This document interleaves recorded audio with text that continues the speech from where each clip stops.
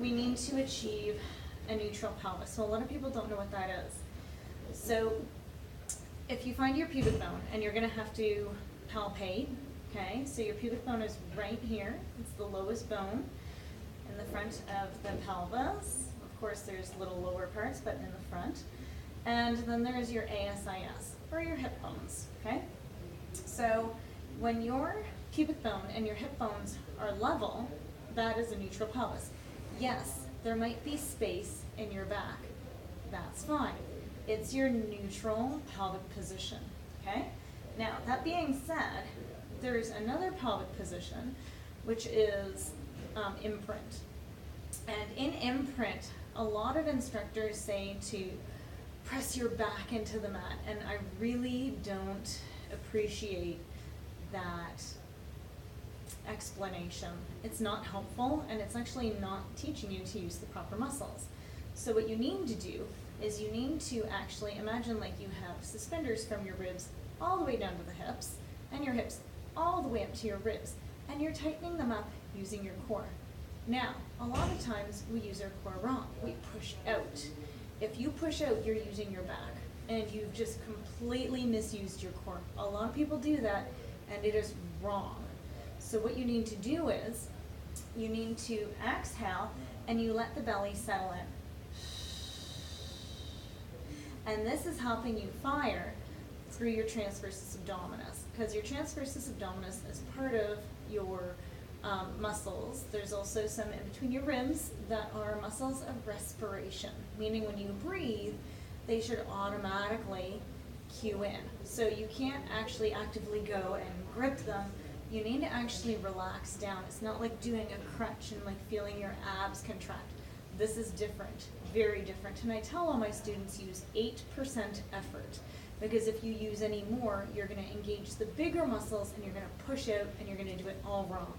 So it's actually the art of taking back effort so that you can achieve the proper effort to get into those tinier muscles, right?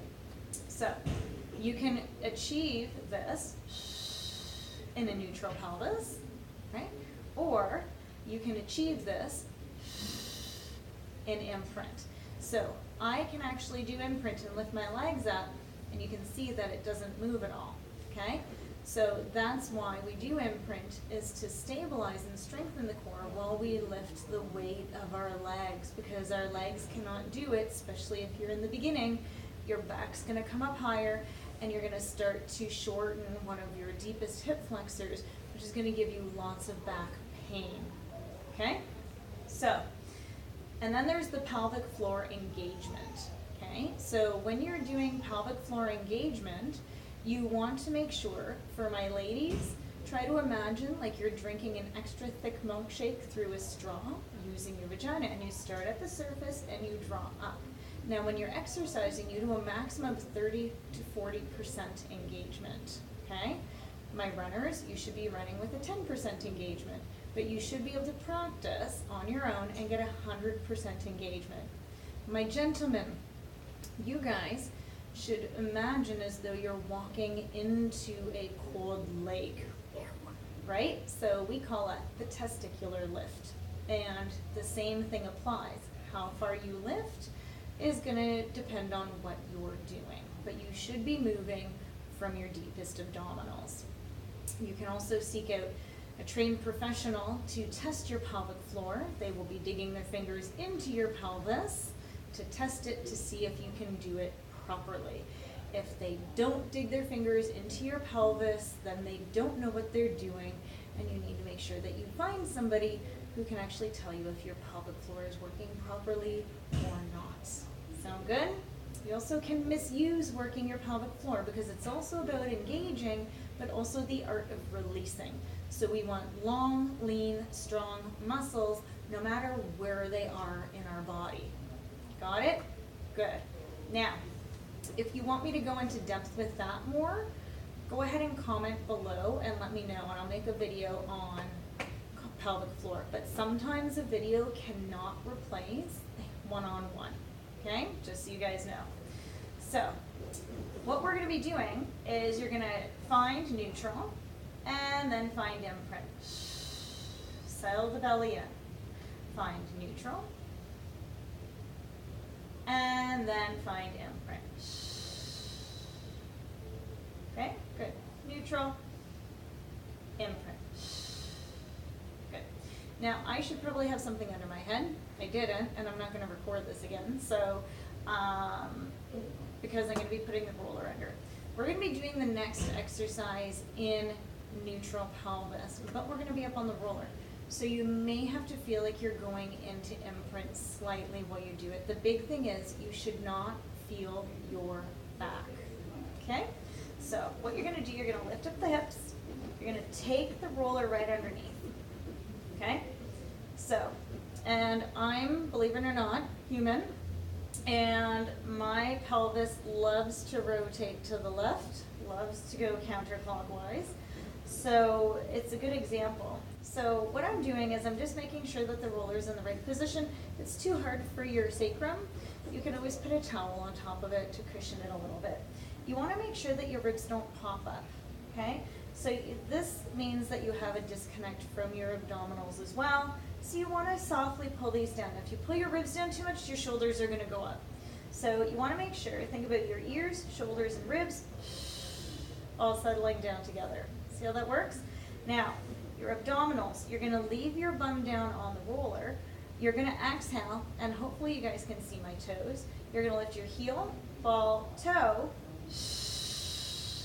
and lift up into tabletop. Now, this side's pretty good, because like I said, my right side's pretty good, my left side's not that good. And then exhale, toe, ball, heel, down. Okay, if you come straight up, it's a big load, and you're probably going to go into your back, okay? Now you notice that I'm actually exhaling before I start the movement that I'm doing, because you need to do that, or else you're going without breath, you're going to load into your back, and then you're going to exhale, so it's not as stable. Now let's try the left, okay? So I'm going to go ahead, and like I said, this is my hard one, so let me concentrate. So I'm going to go.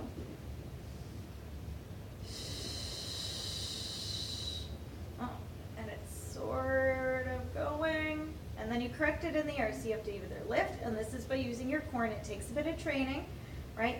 Think about pressing your knee to the ceiling, and then also make sure that you're not hiking. So make sure you're not losing space from your ribs to the hips on one side. Take an inhale, and exhale down. Don't be afraid to make sounds when you're breathing, okay? Just make sure that they're appropriate sounds. So, now, we're going to go ahead and we're going to do a few in a row. And now I'm going to do a toe tap.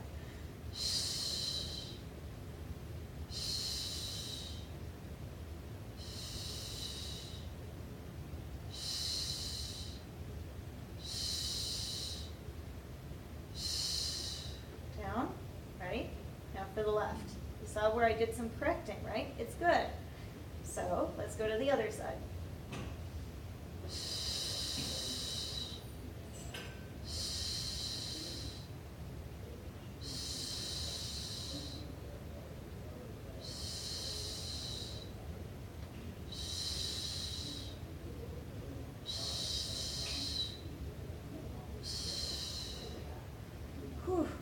I can feel that side way more.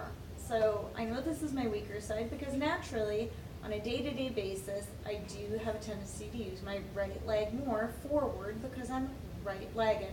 So I do rotate my hips forward. I'm also stronger in the back of my left because usually if you're right-legged, you're stronger in the right, stronger in the back of the left. So that even pulls you even more. So it's about working on things to help neutralize it.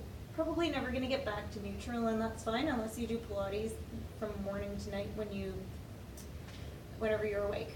So that's okay. So then, other things you can do, right? So once you get really good at that, so things that may happen, okay? So say you do lift your left up. See how I just let it flop?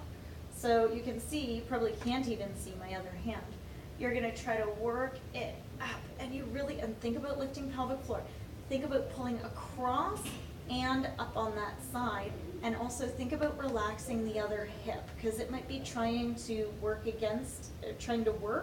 because your brain's just trying to recruit something and it can't. So keep pulling this up, try to neutralize the pelvis, and then try to work from there and see if you can do it.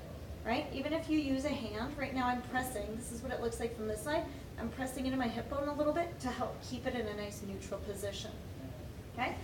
Alternatives, or not alternatives, but advancing.